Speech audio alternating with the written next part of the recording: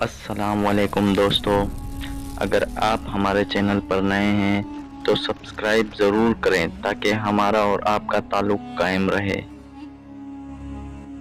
حضرت ابو ہریرہ رضی اللہ تعالی عنہ سے روایت ہے کہ میں نے رسول اللہ صلی اللہ علیہ وسلم کو فرماتے ہوئے سنا، اللہ عز و جل فرماتے ہیں، ابن آدم زمانے کو گالی دیتا ہے، حالانکہ میں زمانہ ہوں، دن اور رات میرے قبضے میں ہے۔ حضرت انس رضی اللہ تعالیٰ عنہ بیان کرتے ہیں، رسول اللہ صلی اللہ علیہ وسلم نے فرمایا، اس گھڑی کو تلاش کریں جس کے بارے میں امید کی جاتی ہے کہ وہ جمعہ کے روز بعد نماز عصر سے غروب آفتاب تک ہوتی ہے۔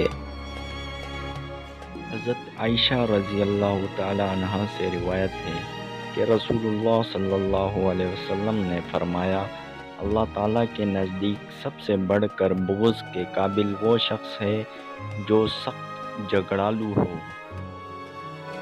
حضرت ابو ہریرہ رضی اللہ تعالیٰ عنہ بیان کرتے ہیں، رسول اللہ صلی اللہ علیہ وسلم نے فرمایا، جب بچہ پیدائش کے وقت چیختا ہے تو اس کا یہ چیخنا شیطان کے کچوکے کی وجہ سے ہوتا ہے۔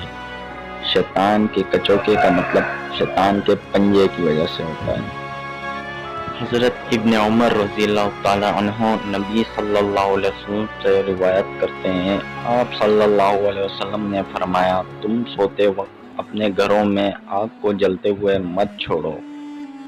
حضرت عبداللہ بن مسعود رضی اللہ تعالیٰ عنہ بیان کرتے ہیں، نبی صلی اللہ علیہ وسلم زیادہ تر اپنی نماز سے اپنی بائیں طرف اپنے حجرے کی طرف پھرا کرتے تھے۔ حضرت عائشہ رضی اللہ تعالیٰ عنہ سے روایت ہے کہ رسول اللہ صلی اللہ علیہ وسلم نے اپنے اس مرض کے دوران جس سے آپ سے احتیاط نہ ہو سکے فرمایا، اللہ یہود و نصارہ پر لعنت فرمائے، انہوں نے اپنے انبیاء علیہ السلام کی قبروں کو سجدہ گاہ بنا لیا۔